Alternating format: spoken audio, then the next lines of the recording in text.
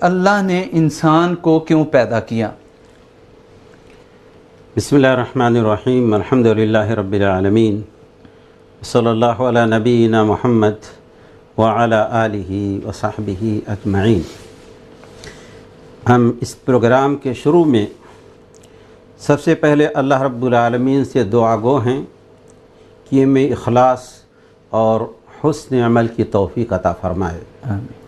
نیز سامعین کو اللہ رب العالمین میرے ان جوابات سے مستفید فرمائے، انہیں بھی سننے اور اس پر عمل کرنے کی توفیق عطا فرمائے۔ محترم، آپ کا سوال ہے کہ اللہ تعالیٰ نے انسان کو کیوں پیدا کیا؟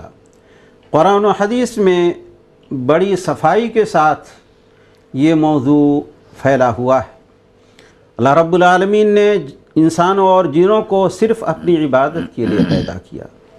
چنانچہ سورہ ذاریات کے اندر اللہ رب العالمین کا ارشاد ہے، وَمَا خَلَقْتُ الْجِنَّ وَالْإِنسَ إِلَّا لِيَعْبُدُونَ، میں نے جنوں اور انسانوں کو محض اپنی عبادت کے لیے پیدا کیا ہے۔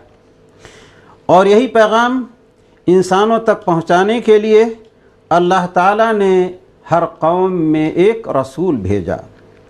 چنانچہ سورہ نحل کے اندر ارشاد باری تعالیٰ ہے، وَلَقَدْ بَعَثْنَا فِي كُلِّ أُمَّةٍ رَسُولًا أَنِ اعْبُدُوا اللَّهَ وَاجْتَنِبُوا الطَّاغُوتَ، میں نے ہر امت میں رسول بھیجا کہ لوگو صرف اللہ کی عبادت کرو اور اس کے سوا تمام معبودوں سے بچو۔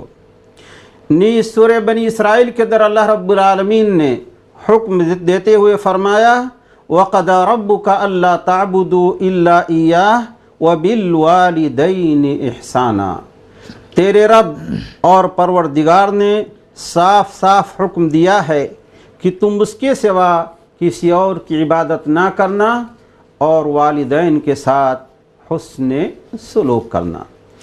ہمارے نبی محمد صلی اللہ علیہ وسلم جو سید الاولین والآخرین ہیں، آپ کے شب و روز، آپ کا اٹھنا بیٹھنا، آپ کا سونا جاگنا سب اللہ رب العالمین کی رضا کے لیے تھا، مگر اس کے باوجود اللہ رب العالمین نے آپ کو حکم دیتے ہوئے سورہ انعام کے آخر میں فرمایا، قل ان صلاتی ونسکی ومحیای ومماتی للہ رب العالمین لا شریک لہ، آپ ان سے کہیے کہ میری نماز، میری قربانی، میرے نذر و نیاز، میری زندگی اور میری موت سب کچھ اللہ رب العالمین کے لیے ہے جس کا کوئی شریک نہیں۔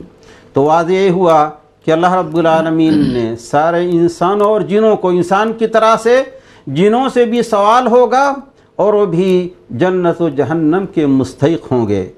چنانچہ اللہ رب العالمین نے وضاحت سے فرما دیا کہ انس و جن کی تخلیق کا مقصد اللہ رب العالمین کی عبادت اور اس کی رضا کا حصول ہے۔ جزاک اللہ خیرہ۔ اللہ کے دین کی دعوت اور لوگوں تک پہنچانے کے لیے اس ویڈیو کو ضرور لائک، شیئر، کمنٹ اور سبسکرائب کریں۔